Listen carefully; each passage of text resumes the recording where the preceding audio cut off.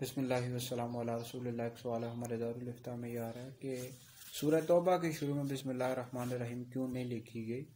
اور کیا ہم سورہ توبہ کے یعنی جب تلاوت شروع کریں تو بسم اللہ الرحمن الرحیم پڑھ سکتے ہیں یا نہیں؟ تو اس حوالے سے تفاسیر میں موجود ہے، تفسیر ساوی میں موجود ہے کہ نبی پاک علیہ السلام نے سورہ توبہ کے شروع میں بسم اللہ الرحمن الرحیم لکھنے کا حکم ہی نہیں دیا، اور ایک اور وجہ یہ ہے کہ حضرت سیدنا جبریل علیہ السلام اس صورت کے ساتھ بسم اللہ الرحمن الرحیم لے کر نازل نہیں ہوئے، اور تیسری وجہ یہ ہے کہ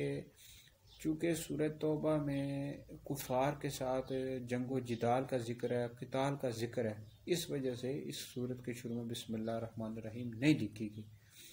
اور باقی یہ ہے کہ جب آپ سورہ توبہ کی تلاوت شروع کریں تو اس میں یہ ہے کہ یعنی تعوذ بھی پڑھیں اور تسمیہ بھی پڑھیں، مطلب اعوذ باللہ من الشیطان الرجیم بھی پڑھیں اور بسم اللہ الرحمن الرحیم یعنی یہ دونوں پڑھیں۔ لیکن بہرحال اگر آپ تلاوت کر رہے تھے دوسری یعنی پچھلی صورت کی اور سورہ توبہ آ گئی تو پھر اس صورت میں بسم اللہ الرحمن الرحیم پڑھنے کی حاجت نہیں ہے۔